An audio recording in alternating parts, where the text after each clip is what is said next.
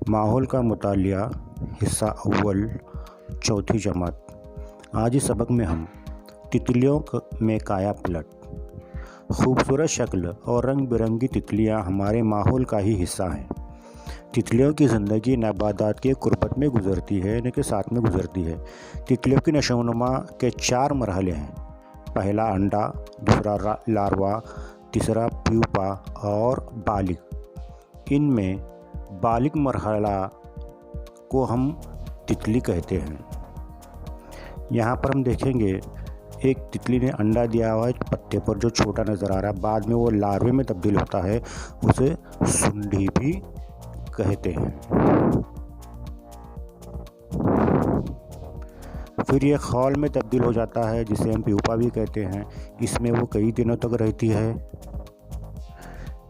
कुछ अरसे बाद वो तितली खौल तोड़कर बाहर आती है और खूबसूरत अपने परों के साथ वो ज़ाहिर हो जाती है।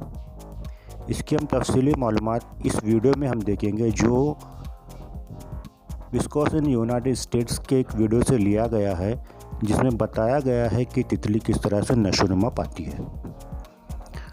अंडों से 6 से 8 दिन में लार्वे से बाहर निकलते हैं। तितली के लार्वे को सुंडी भी कहते हैं। देखो बाहर निकल रही है। सुंडी अंदर से बाहर निकलती है और फ़ौरन खाना शुरू कर देती है। क्यों शुरू कर देती है? कि वो काफ़ी दिनों तक अंदर रहती है। जिस पत्ते पर वो अंडे देती है, इस पत्ते को भी कुतर कर खा डालती है। इसके खाने की रफ्तार बहुत ज़्यादा होती है, इसलिए इसकी नशोनुमा तेज़ी से होती है। देखो यहाँ पर नज़र आ रहा है कि वो कितनी तेज़ी से खा रही है।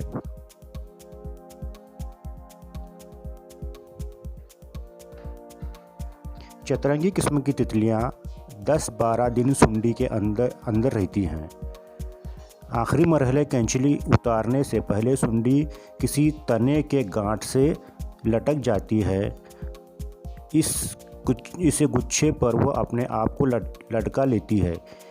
इस वक्त कैंचली उतारती ही खौल बाहर गिरता है।